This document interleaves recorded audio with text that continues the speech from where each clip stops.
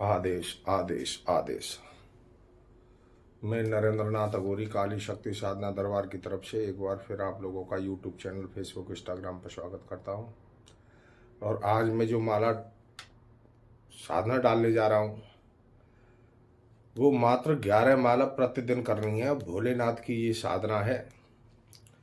जो व्यक्ति इस लाइन में घुसना चाहते हैं और जो काफ़ी 10-20 साल से जो परेशान है, करते करते परेशान हो गए हैं, मगर उनको कोई भी साधना, कोई भी शक्ति, कोई भी आभास उनको प्रदान नहीं हो रहा है, तो ये मंत्र उनके लिए बहुत ही कारगर साबित है। अगर ये साधना अगर आपने कर ली तो ये समझ लेना, किसी भी साधना में आप बिना बोले बिना बतलाए कैसे भी आप कूद जाओ, आपको साधना 100% प्राप्त होगी। और जो गुरु धारण करना चाहते हैं तो वो किसी के पास से भी गुरु दक्षा लें, मगर इस मंत्र का 21 बार आप जाप करके और गुरु धारण करें।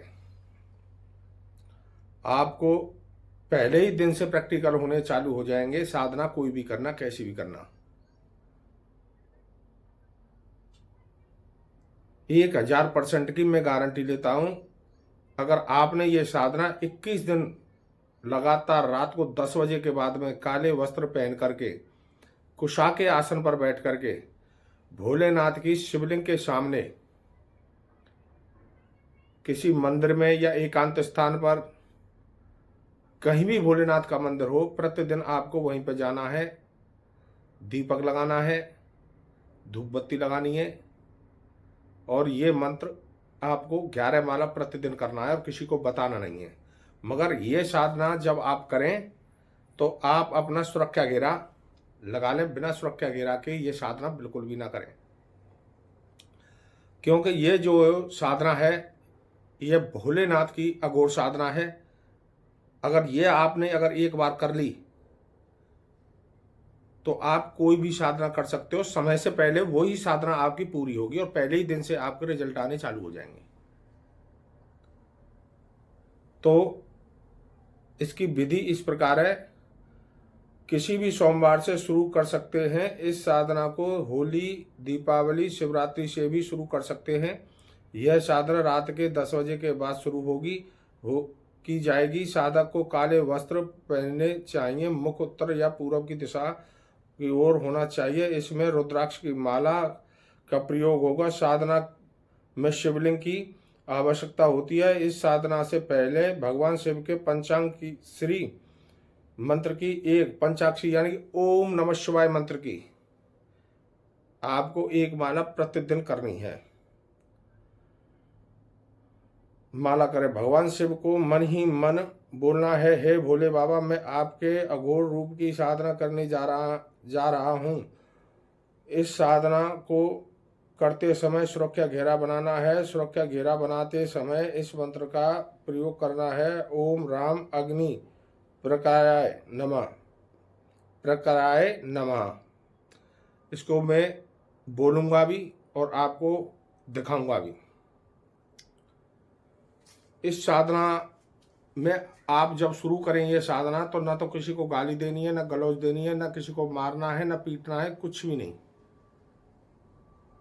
आपने अगर ये 21 दिन लगातार ये साधना कर ली तो यूँ समझ लेना कि आपके सामने कोई टिकने वाला नहीं है।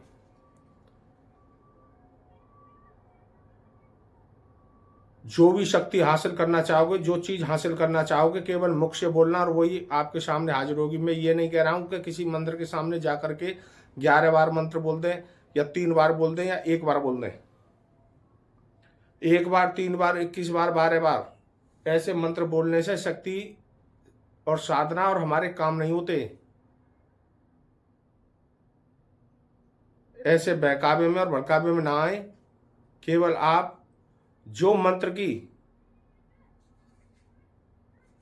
जो साधना जो बताई है उसी टाइम तक मंत्र की साधना कर होगी और तभी मंत्र आगे काम करेगा। जब तक उसका आह्वान नहीं होगा तब तक कोई कार्य नहीं होगा, क्योंकि मंत्र ही नहीं जगेगा।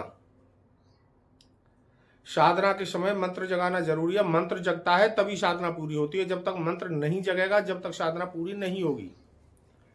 चाहे आप कहीं भी चले जाना, भटक लेना, कितने भी भटक लेना। और मैं ये कहता हूं तुम एक बार मेरे इस मंत्र को 21 बार लगातार आप ये साधना आप कर लीजिए, और फिर तुम मेरे को फोन करके बताना कि गुरुजी हमारे से नहीं हुआ है, हमने साधना की है मगर कोई रिजल्ट नहीं मिला है। तब मेरे से कहना आप। इस साधना के अंदर ये समझ लेना स्वयं भोले विराजमान हैं। पहले दिन से और तीसरे दिन के अंतराल में ही आपको अनुभव होगा। और देर रक्षा मंत्र लगाना यूँ जरूरी है क्योंकि आपके साथ में जो बाहरी जो शक्तियां हैं, इस साधना के समय बाहरी शक्तियां आक्रमण करती हैं। हमने अपने चैनल पे भी देर रक्षा मंत्र डाल रखे हैं, वो देर रक्षा मंत्र लें, उनको सिद्ध करें और घेरा लगा करके ही इस साधना में बैठें। जिन्होंने जो गुरु बना रखे हैं वो अपने गुरुओं की वैल्यू करना सीखें, उनकी इज्जत करना सीखें, तभी आपको कुछ मिलेगा। जब आप गुरु की इज्जत नहीं करोगे, न ही उनकी अवज्ञा करोगे, तो आपको कुछ प्राप्त नहीं होगा। धरती पर चाहे कहीं भी चले जाएं, गुरु एक बार धारण होता है, ये नहीं है कि 1000 बार धारण होता है। तो गुरुओं की इज्जत करना सीखे। गुरु अपने पास में ये संपत्ति, ये सामान अपने पास में लेके नहीं जाएगा, क्योंकि वो तो बखान कर रहा है कि कोई भी लो, सीखने वाला होना चाहिए। मगर सीखने वाले एक आध ही होते हैं जो गुरु के बताए हुए रास्ते पर चलते हैं,